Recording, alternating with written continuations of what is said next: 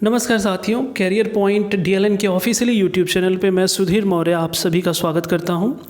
जैसा कि साथियों आपको पता है, हमारा ये जो यूट्यूब चैनल है ये पूरी तरीके से कॉम्पिटिटिव एग्ज़ाम ओरिएंटेड है और हमारा इससे ये प्रयास है कि आप कम से कम समय में अपनी मंजिल तक आप पहुंच सकें। इसी के मद्देनज़र हमने आज से आपके लिए टेस्ट सीरीज़ शुरू की हुई है, जिसमें पहला सेक्शन में भारतीय इतिहास से लेकर आया हूँ कुछ क्वेश्चन। इस क्वेश्चन का मेरा पूरा मकसद ये है कि आप अपने आप को टेस्ट कर सकें कि आपकी तैयारी कितनी है। इसमें हम करेंगे कि पहले आपको क्वेश्चन देंगे और आप उसके आंसर अगले 10 सेकेंड में सबमिट करेंगे लाइव चैट के थ्रू, और फिर मैं आपको इसका एक्सप्लेन दूंगा जिससे आप एक कम समय में बेहतर तैयारी कर सकते हैं। ठीक है साथियों, तो ये रहा आज का पहला क्वेश्चन। भारतीय राष्ट्रीय आंदोलन के 1885 और 1905 की अवधि को कहा जाता है। आपके 4 ऑप्शन हैं: उदारवादी चरण, उग्रवादी चरण, गांधी युग और इनमें से कोई नहीं। अपना अपना आंसर आप लोग बताएं। देखिए साथियों, इसका जो आंसर है वो है ऑप्शन ए, उदारवादी चरण। आप देखेंगे कि जो भारत का राष्ट्रीय आंदोलन है वो 3 चरणों से गुजरा हुआ है। जो पहला चरण है वो 1885 से 1905 का चरण, जिसे नरमपंथी भी कहा जाता है। 1905 से आप 1920 तक जो दूसरा चरण है उसे आप देखेंगे क्रांतिकारी चरण या फिर उग्रवादी चरण भी कहा गया है। और 1920 के बाद आप देखेंगे कि गांधी युग शुरू होता है, क्योंकि गांधी वहाँ से डोमिनेट करने लगते हैं, तो उनकी जो राजनीति एक अलग लेवल तक लेके चली जाती है। तो बेसिकली भारत के राष्ट्रीय आंदोलन को 3 चरणों में बांटा गया है। ठीक है साथियों, ये देखिए आपके लिए रहा दूसरा क्वेश्चन। भारतीय इतिहास में वर्ष 1885 क्यों प्रसिद्ध है? ऑप्शंस हैं: भारतीय राष्ट्रीय कांग्रेस की स्थापना के कारण, दूसरा ऑप्शन है भारतीय राष्ट्रीय कांग्रेस के पतन के कारण, तीसरा है प्लासी के युद्ध के कारण और चौथा है बक्सर के युद्ध के कारण। अपना आंसर बताएं आप लोग। देखिए, इसका जो आंसर है वो भी है ऑप्शन ए। आप देखेंगे जो भारतीय इतिहास में 1885 का वर्ष है वो काफ़ी महत्वपूर्ण माना गया है, क्योंकि इसी वर्ष आप देखेंगे कि कांग्रेस की स्थापना की गई है, जो भारत के आंदोलन में, राष्ट्रीय आंदोलन में बहुत महत्वपूर्ण भूमिका निभाई जिसने। आप ऐसे क्वेश्चन को क्या करेंगे, अगर मान लीजिए आपको कंफर्मेशन नहीं है तो आप विकल्पों पे भी विचार करके उत्तर की तरफ पहुंच सकते हैं। जैसे भारतीय राष्ट्रीय कांग्रेस का पतन बोला है, तो ये तो आपको भी पता है कि आज़ादी के बाद ही आप इसके ऊपर विचार कर सकते हैं। हालांकि इसका पतन नहीं हुआ, वो अभी भी ये पार्टी है। विकल्प जो सी है प्लासी का युद्ध, ये 1757 से संबंधित है। और जो ऑप्शन डी है बक्सर का युद्ध, ये 1764 में हुआ था। ठीक है साथियों, अब ये रहा आपके लिए तीसरा क्वेश्चन। 1885 से 1905 के काल के भारतीय राष्ट्रीय आंदोलन में उदारवादी नेताओं का प्रभुत्व था। उनके आंदोलन का मुख्य ढंग क्या था? आपके ऑप्शन है: प्रतिगामी राष्ट्रवाद, संवैधानिक आंदोलन, सैद्धांतिक प्रजातंत्रीकरण और डी ऑप्शन है इनमें से कोई नहीं। अपना अपना आंसर आप लोग बताएं।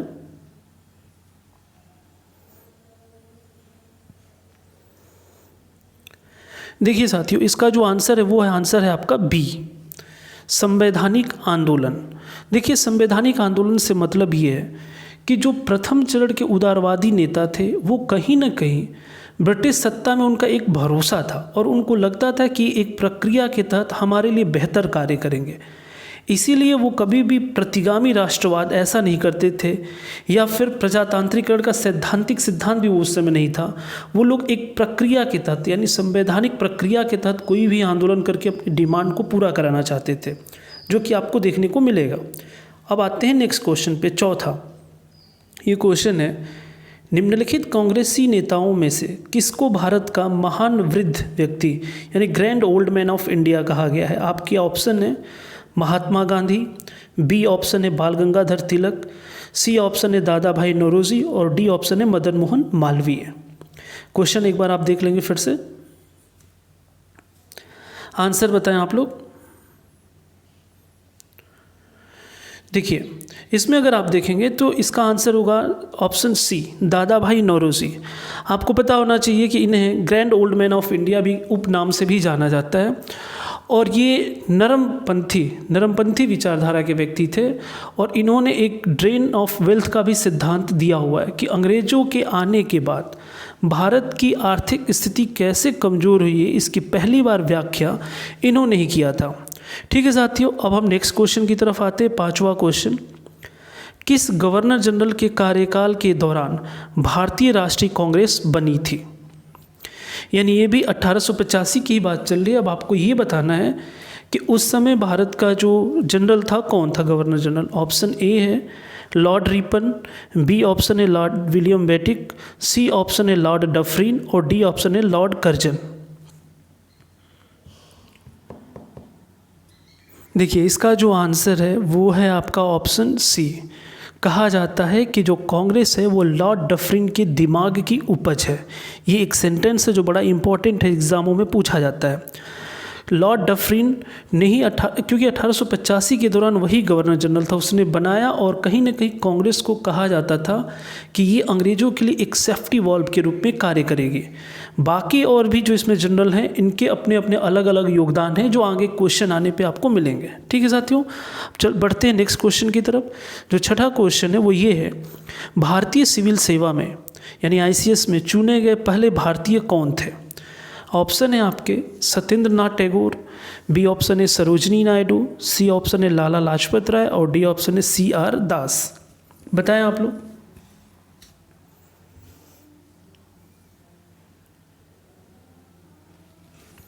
देखिए ये क्वेश्चन बहुत ही इंपॉर्टेंट है। ये जो पहले व्यक्ति चुने गए थे वो थे सत्येंद्र नाथ टैगोर। ये आप देखेंगे जो रविंद्रनाथ टैगोर थे ये उनके भाई थे और ये ऑप्शन ए सही है। जब इनकी नियुक्ति हुई तो पहली बार इनकी नियुक्ति बम्बई प्रांत में हुई थी और आप देखेंगे कि इनका जो योगदान है आगे भी आपको कई जगह मिलेगा। और सरोजनी नायडू, लाला लाजपत राय और CR दास ये सिविल सर्विसेज के लिए नहीं चुने गए थे। ठीक है साथियों, नेक्स्ट क्वेश्चन की तरफ आते हैं। 7वें क्वेश्चन की तरफ, इंडियन नेशनल कांग्रेस के संस्थापक कौन थे? ये बड़ा सोच समझ कर बताइए क्योंकि ये कई बार पेपरों में आया और लोग इसे कंफ्यूज कर जाते हैं। पहला ऑप्शन है WC बनर्जी, व्योमेश चंद्र बनर्जी। दूसरा ऑप्शन है माइकल ह्यूम। तीसरा ऑप्शन है एलन ऑक्टेवियन ह्यूम और डी ऑप्शन है महात्मा गांधी। मैंने जो भी क्वेश्चन लिए हुए हैं आप देखेंगे कि ये एक नज़र में आपको बहुत इजी भी लग सकते हैं और एक तरफ से एक पूरा कॉन्सेप्ट बेस्ड है। देखिए इसका जो आंसर है बहुत लोग ए ऑप्शन बता रहे हैं, ए नहीं है, इसका आंसर है सी, जिन्हें A.O. ह्यूम भी कहा जाता था। एलन ऑक्टेवियन ह्यूम, ये और लॉर्ड डफरिन दोनों ने मिलकर ही कांग्रेस को बनाया। तो कहीं ना कहीं A.O. ह्यूम ही उसके मुख्य संस्थापक माने जाते हैं। और जो WC बनर्जी हैं वो कांग्रेस के पहले अध्यक्ष बने हुए थे। ध्यान रखिएगा, अध्यक्ष बने थे, संस्थापक नहीं थे वो। ठीक है साथियों, अब बढ़ते हैं अगले क्वेश्चन की तरफ। 8वां क्वेश्चन, वह कौन सा प्रथम भारतीय था जो ब्रिटिश संसद के लिए निर्वाचित हुआ? आपके जो ऑप्शन है वो ये हैं। पहला ऑप्शन है SC बनर्जी, दूसरा ऑप्शन है GK यानी गोपाल कृष्ण गोखले, सी ऑप्शन है दादा भाई नौरोजी और डी ऑप्शन है फिरोज शाह मेहता। एक बार क्वेश्चन देख लेंगे दोबारा, वह कौन सा प्रथम भारतीय था जो ब्रिटिश संसद के लिए निर्वाचित हुआ?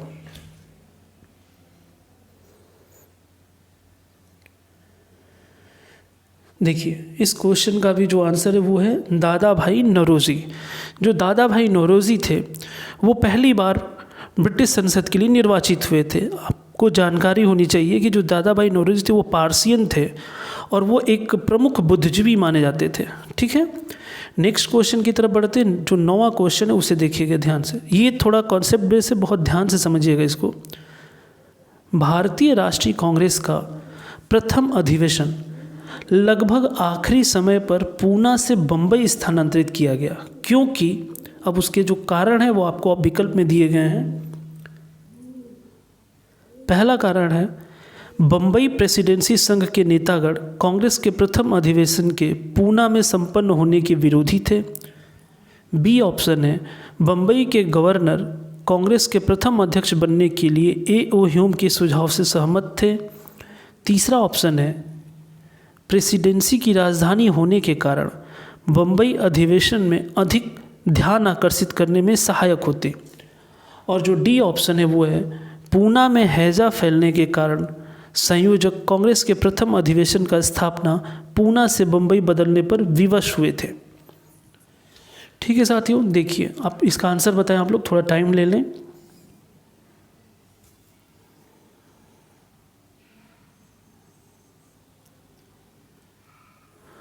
इसका आंसर है डी। उस समय पूना में जो हैज़ा फैला हुआ था, ये एक महामारी थी, जैसा कि इस समय कोरोना है, तो ये महामारी फैली थी और इसके चलते उस समय पूना से बदलकर बम्बई कर दिया गया। तो इसे आप याद रखेंगे, कांग्रेस का जो पहला अधिवेशन हुआ था वो बम्बई में हुआ था, न कि पूना में। ठीक है, तो यानी इसका आंसर हो गया डी ऑप्शन, 9th क्वेश्चन का डी। ठीक है, नेक्स्ट क्वेश्चन की तरफ चलते हैं। 10वां क्वेश्चन, इल्बर्ट बिल विवाद किस वायसराय के कार्यकाल में उभरा था? दोबारा बोलता हूँ, इल्बर्ट बिल विवाद किस वायसराय के कार्यकाल में उभरा था? ऑप्शन है ए लॉर्ड रिपन, बी ऑप्शन है लॉर्ड लीटन, सी ऑप्शन है लॉर्ड डफरिन और डी ऑप्शन है लॉर्ड नॉर्थब्रुक। अगर आप अच्छे से टेक्स्ट बुक पढ़े होंगे तभी जाके आप ये जो क्वेश्चन है इनके कॉन्सेप्ट को समझ पाएंगे, क्योंकि हर किसी के पीछे एक पृष्ठभूमि है और तब जाके ये क्वेश्चन बने हुए हैं। ठीक है साथियों, देखिए जो 10 नंबर क्वेश्चन है, इसका जो आंसर होगा वो होगा आपका लॉर्ड रिपन, यानी ऑप्शन ए।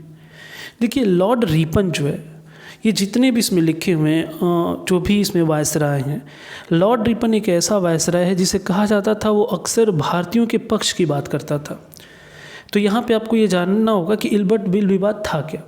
देखिए इल्बर्ट बिल में ये एक प्रस्ताव लाया गया कि अंग्रेज़ों के खिलाफ भी कोई भारतीय जज कार्रवाई कर सकता है, जबकि अंग्रेज इसके एकदम विरोध में थे। वो कभी नहीं चाहते थे कि उनके खिलाफ या उनके लिए निर्णय कोई भारतीय जज ले सके, यानी न्यायाधीश। तो इसीलिए इल्बर्ट विवाद आया। रिपन भी चाहता था नहीं ऐसा हो, लेकिन अंग्रेज़ों के दबाव के चलते फिर इस बिल को वापस लेना पड़ा और ये निर्णय लिया गया कि नहीं, भारतीय निर्णय नहीं ले सकते हैं। तो यही विवाद था जिसको इल्बर्ट बिल विवाद कहा गया। ठीक है साथियों, नेक्स्ट क्वेश्चन की तरफ बढ़ते हैं। 11वां क्वेश्चन, 1857 का विद्रोह कहाँ से प्रारंभ हुआ? आपके ऑप्शन है दिल्ली, झांसी, मेरठ और कानपुर।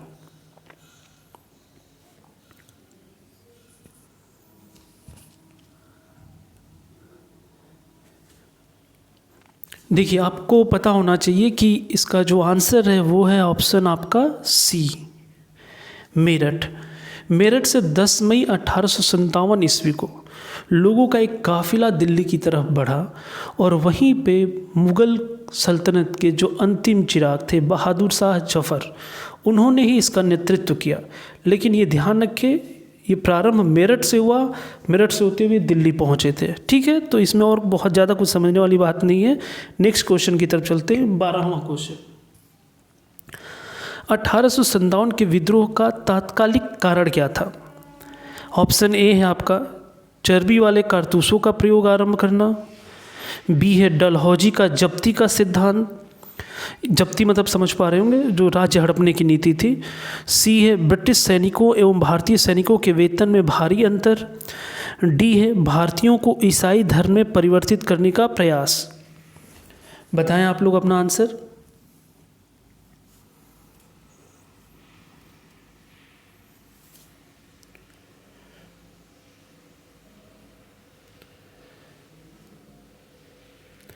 देखिए इसका जो आंसर है, जो क्वेश्चन नंबर 12 है, इसका आंसर है ए, चर्बी वाले कारतूसों का प्रयोग आरंभ करना।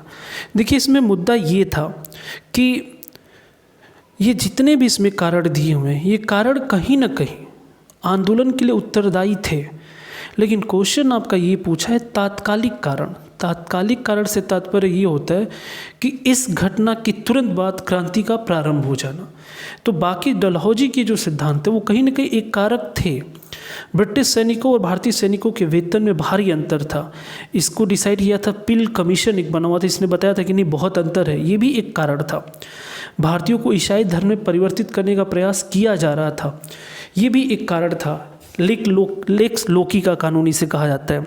लेकिन जो तात्कालिक कारण था वो देखेंगे कि मंगल पांडे वाली जो घटना है वो इसे तात्कालिक कारण माना गया। तो इसका आंसर होगा ऑप्शन ए। ठीक है साथियों, नेक्स्ट क्वेश्चन की तरफ बढ़ते हैं। देखिए 13वां क्वेश्चन, भारतीय राष्ट्रीय पंचांग किस संवत पर आधारित है? कुछ आसान क्वेश्चन भी ले लेते हैं, बताएं आप सभी।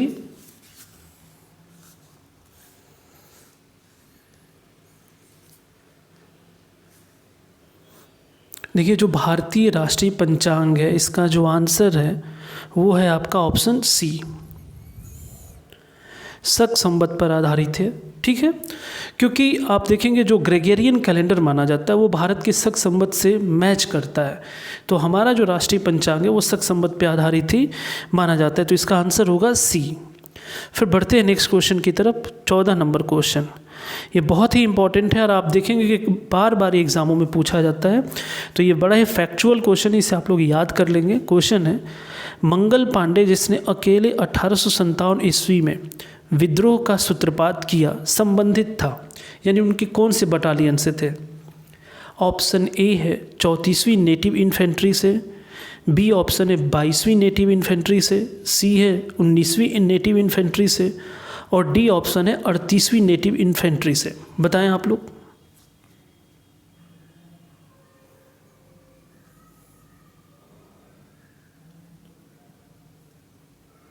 देखिए, जो मंगल पांडे थे, जो कि बलिया के ही थे, आपको पता होना चाहिए, ये बैरकपुर में उस समय ऑप्शन ए 34वीं नेटिव इन्फेंट्री के सिपाही थे, और उन्होंने अपने अधिकारी की बात को मानने से मना कर दिया।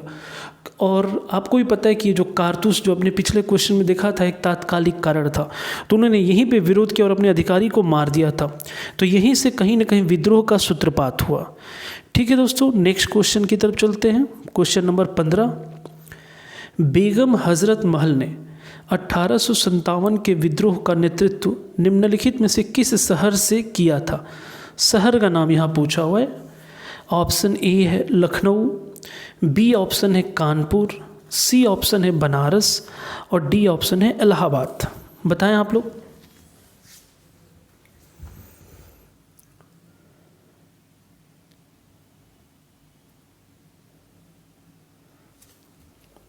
देखिए, एग्ज़ामों में अक्सर ये जो 4 ऑप्शन है आपके, वो एक सुमेलित करने को भी दे देता है कि बताए लखनऊ से कौन था, कानपुर से कौन था, बनारस से कौन था, इलाहाबाद से कौन था।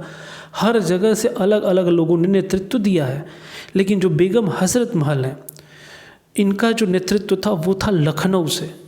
याद रखेंगे, लखनऊ से इनका नेतृत्व था, जो पूछा जाता है। ठीक है, नेक्स्ट क्वेश्चन की तरफ बढ़ते हैं। देखिए, जहाँ एक्सप्लेन की जरूरत होगी वहाँ मैं दूंगा आपको, जहाँ नहीं होगी वहाँ मैं क्या एक्सप्लेन दूँ। नेक्स्ट क्वेश्चन अभी भी देखिए 1857 से संबंधित ही है। 1857 के विद्रोह के समय भारत का गवर्नर जनरल कौन था? आपके ऑप्शन है lord Dalhousie, lord William Bentinck, lord Canning और लॉर्ड लीटन। बताएं आप लोग।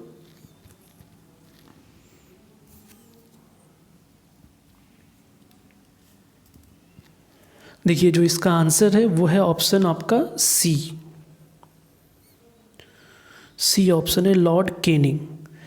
ध्यान रखिएगा, ये 1857 की जो क्रांति थी, यहाँ पे एक बहुत ही अलग सा मोड़ आया है। आप देखेंगे कि इस क्रांति से पहले तक जो भी यहाँ अंग्रेज नेतृत्व करता था उसे गवर्नर जनरल कहा जाता था, और इस क्रांति के बाद ही उस गवर्नर जनरल को वायसराय कहा जाने लगा। तो इसीलिए भारत का अंतिम गवर्नर जनरल लॉर्ड कैनिंग को कहा जाता है, और भारत का प्रथम वायसराय भी किसे कहा जाता है? लॉर्ड कैनिंग को ही कहा जाता है, क्योंकि 57 और 58 का जो एक्ट आया है, तो उस समय दोनों समय यही व्यक्ति था, तो इसीलिए ये काफ़ी इंपॉर्टेंट है लॉर्ड कैनिंग। ये याद रखेंगे कि भारत का अंतिम गवर्नर जनरल और भारत का प्रथम वायसराय दोनों एक ही व्यक्ति, और वो कौन है? Lord Canning. ठीक है दोस्तों, अब नेक्स्ट क्वेश्चन की तरफ बढ़ते हैं। देखिए 17वां क्वेश्चन, 17वां क्वेश्चन जो है वो है, इसे ध्यान से समझिएगा। भारत स्वदेशी आंदोलन के दौरान लिखा गया गीत आमार सोनार बांग्ला ने बांग्लादेश को उसके स्वतंत्रता संग्राम में प्रोत्साहन किया और उसे बांग्लादेश ने राष्ट्रगान के रूप में अपनाया। यह गीत किसने लिखा था? क्वेश्चन बहुत ही बड़ा है, लेकिन इसका आंसर बहुत सही है और आप जानते भी होंगे। ऑप्शन है आपका ए रजनीकांत सेन, बी है द्विजेंद्र लाल राय, सी ऑप्शन है मुकुंद दास, और डी ऑप्शन है रविन्द्रनाथ टैगोर। बताएं आप सभी, अपना अपना आंसर दें।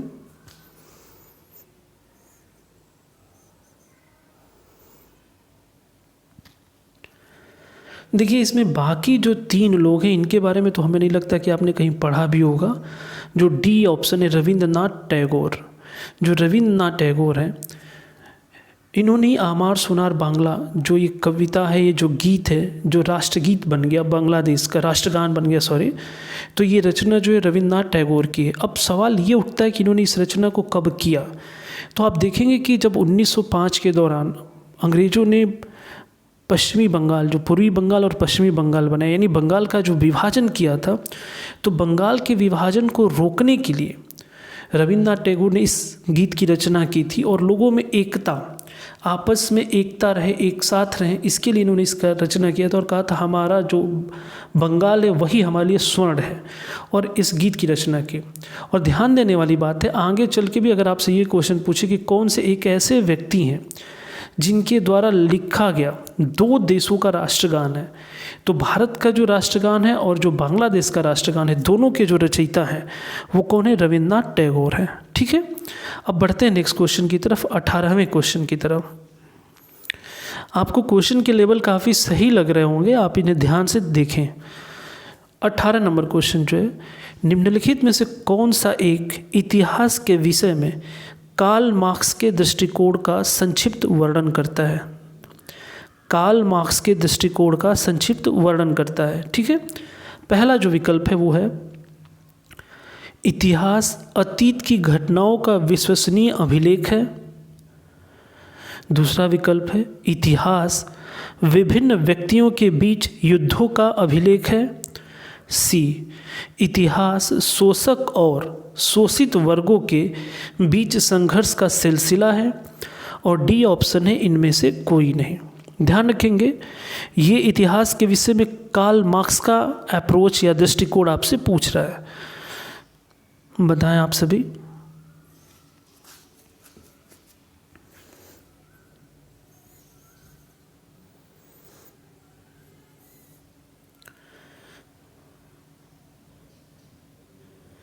देखिए इस क्वेश्चन का जो आंसर है वो है ऑप्शन सी।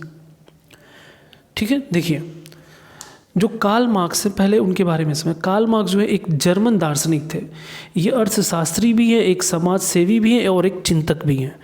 तो कार्ल मार्क्स ने, आप देखेंगे कि हमेशा जो मज़दूरों का वर्ग है, जिसे सर्वहारा की तानाशाही कहा है, उन्होंने मज़दूरों की आवाज़ को उठाने का हमेशा ही कार्य किया। और उनकी जितनी भी पुस्तकें हैं या उनके जो भी सिद्धांत हैं, वो देखेंगे हमेशा एक ऊपरी वर्ग और एक निम्न तबका, इन दोनों के बीच के संघर्ष को हमेशा दर्शाया। और उन्होंने कहा है कि आने वाला जो सदी होगा वो हमेशा मजदूरों का ही होगा। तो इसीलिए इतिहास में शोषक और शोषित वर्गों के बीच का संघर्ष बताया। कहा कि ये जो भी प्रक्रिया है, बस ये हमेशा 2 तबके होंगे और हमेशा वाद प्रतिवाद बन के खड़े हो जाएंगे, और ये इन्हीं के बीच संघर्ष है जो हमारा इतिहास बनेगा। तो कहीं ना कहीं ये कार्ल मार्क्स का जो दृष्टिकोण है, ये ऑप्शन जो सी है उससे संबंधित है, न कि बाकी ऑप्शन से। ठीक है दोस्तों, नेक्स्ट क्वेश्चन की तरफ बढ़ते हैं। क्वेश्चन नंबर 19 देखिए, भारत की संविधान सभा किसके अनुसार गठित की गई? आपके ऑप्शन है, ऑप्शन ए साइमन आयोग का प्रस्ताव, बी ऑप्शन है कैबिनेट मिशन योजना, सी ऑप्शन है माउंटबेटन योजना और डी ऑप्शन है क्रिप्स प्रस्ताव। ये 4 प्रस्ताव हैं और इनसे आपको बताना है कि भारतीय संविधान सभा का गठन किसके अनुसार किया गया है। ये देखेंगे भारतीय राज्य व्यवस्था का ये पहला ही यूनिट है कि आखिर संविधान हमारा बना तो किस कमीशन की सिफारिश पे बना है, बताएं आप सभी।